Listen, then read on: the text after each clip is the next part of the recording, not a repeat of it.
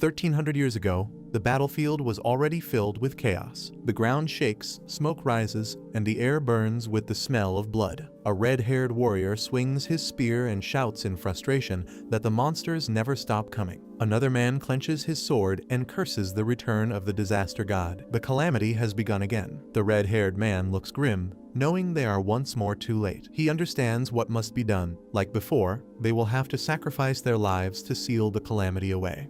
But before they can move, a blue-haired man steps forward.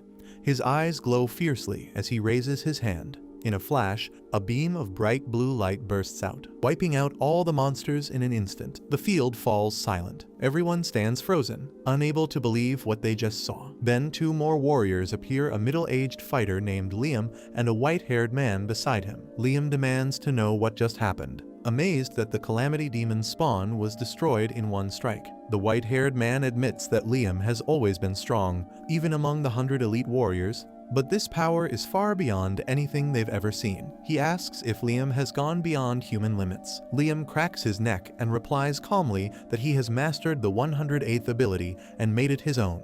The others stare at him in disbelief, but the monsters continue to crawl from the dark abyss. Liam forms a glowing sphere of blue lightning in his hand and unleashes it. The explosion shakes the ground, and the shockwave alone makes everyone tremble. He announces that by gaining all 108 abilities, he has become almighty and absolute king. He tells everyone to stay back because he alone will defeat the Calamity Demon. He walks toward a massive volcanic pit. Flames rise, and the heat burns the air around him. From below, a gigantic worm-like demon writhes, laying countless eggs that drip with black slime. Liam glares at the creature and refuses to let such monsters spread again. With a single swing of his arm, he summons a golden rope of light that wraps around the demon's body and pulls it from the depths. The beast roars and fires a purple beam, but Liam blocks it with his own blue energy. The two forces collide and explode in a burst of color. Liam stands firm and declares that every 300 years, the Calamity Demon returns to destroy the world. The warriors of the 100-man unit are reborn each cycle to fight it again. But he says that sealing the demon away is no longer enough. This time, he will erase it completely. He gathers all of his strength, the air trembling around him as blue lightning swirls through the sky. He raises his arm for the final blow, determined to end the calamity forever. But suddenly, a red beam shoots through his chest. Liam's eyes widen as he gasps in pain, his body trembles, and he falls to his knees. Before he can react, his limbs are severed by another strike.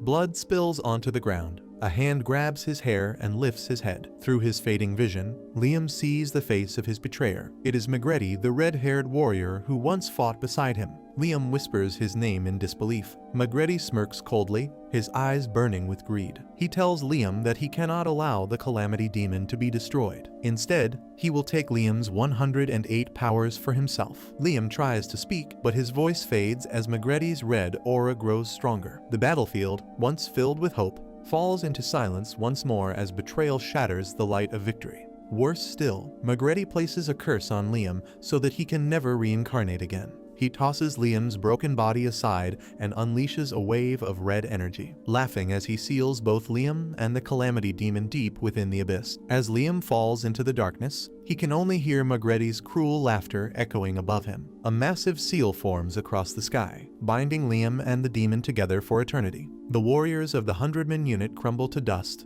sacrificing their lives not to destroy the calamity, but to preserve it. In that moment, Liam realizes the terrible truth. The Calamity's revival must somehow serve a greater purpose for those who betrayed him. A monstrous worm-like demon slithers closer, saliva dripping from its fangs as it opens its gaping mouth.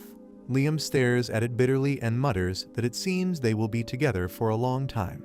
The beast laughs, mocking him and reminding him of his curse of immortality. Even when it devours him, his body regenerates again and again. For 200 years, Liam endures endless torment in the darkness. His body is ripped apart countless times, yet he cannot die. But one day, something inside him finally breaks. His eyes glow blood red, and with a voice that shakes the abyss, he roars that no matter how many millennia pass, his vengeance will never fade. Against the traitors, against fate, and against this eternal agony, he will rise again. He swears to make the world submit to his will. In that moment, a mysterious light appears before him. A soft voice echoes through the void, calling his name. "Lord Liam, please return." His soul is pulled upward into a new vessel. His body begins to glow with power, brighter than it has ever been before. Suddenly, the scene shifts. A boy lies on the ground, covered in dirt, barely able to move. Around him stands a group of boys laughing cruelly. This boy is Kai. One of the bullies jokes that he's not dead yet. Another laughs and says they don't want to be murderers. Then, with wicked grins, they decide to dunk him in the pond again. Kai struggles as they grab him, forcing his head underwater. He gasps for air, but they beat him down each time he lifts his face. One of the bullies sneers that Kai is far too weak. Then they call out to their leader, Joshua.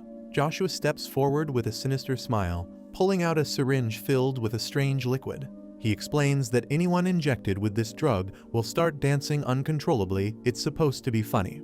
Kai's eyes widen in horror. He pleads with them to stop, but Joshua orders his gang to hold him tighter. Kai screams as the needle pierces his arm. His body convulses violently. Against his will, he begins to twitch and move in humiliating ways, while the bullies roar with laughter. Exhausted, he falls to the ground. But Joshua isn't satisfied. He kicks Kai and demands that he keep dancing until he dies. Slowly, Kai raises his head. His eyes are calm but cold. He mutters that it's sickening. The bullies stop laughing, confused by the tone of his voice. Then Kai smiles faintly and grabs one of their hands with an unnatural strength that makes them flinch. His voice is low and steady. He says that he might not understand what's going on yet. But one thing is certain: trash like them deserves punishment. A dark aura begins to surround Kai as his eyes glow faintly. His smirk grows sharper, filled with power and fury. The gang surrounds Kai and sneers at him.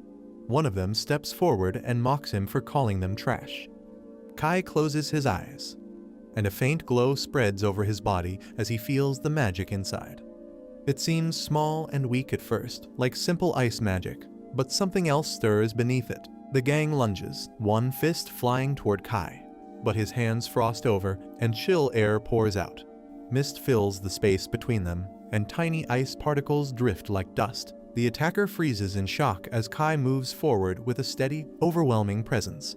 His aura presses down and crushes the bravado from their faces. Kai strikes with a single icy blow, and the man screams as the impact sends him flying across the ground. A shockwave ripples outward, and forest lines mark the place where the body smashes down. The others stare in disbelief as Kai breathes out a quiet insult that sounds colder than the wind. The wounded man curls up and cries out in pain, while the rest reel from what they have seen. Joshua reacts with stunned outrage, unable to accept that Kai has become this strong. Kai's aura pulses like an approaching storm, and the injured man clutches himself as if the air itself cuts him. Inside Kai, a voice is calm and sharp. He remembers that the original owner of this body never knew how to use his strength well. Now control changes everything.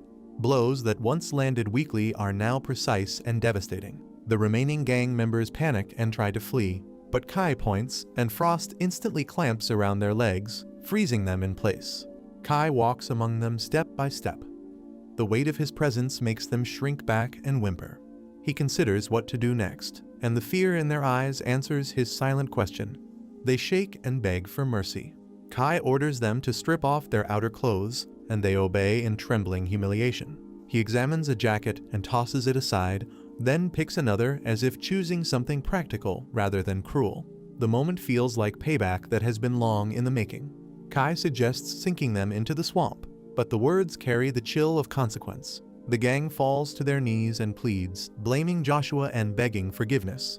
Kai's aura surges again, and his voice cuts into their excuses. He reminds them that they have stolen lives and hurt others, that apologies do not undo the harm. Their pleas become frantic as they try to shift blame and name Joshua as the ringleader. Kai stands over them, cold and unshaken. The bullies tremble beneath the weight of his magic and the quiet certainty in his steps. They hope to break him, but instead they have awakened something that will not be soothed by words. The swamp air grows silent except for their ragged breath and the faint crackle of frost where Kai once stood. Kai's eyes narrow in silent rage. Joshua, that brat, becomes the center of his focus as the trembling enemies confess more. Their voices shake while they reveal that Joshua was chosen as a target in something known as Liam's descendant game. The words catch Kai's attention like a spark in dry air. His gaze sharpens and the weight of his presence demands an explanation. The frightened man stammers, then finally speaks. Liam's descendant is a cruel ritual born from the students of the Royal Magic Academy. Every year they select someone to bear the name of the traitor Liam Hill, and that person becomes the target of endless torment and punishment from their peers.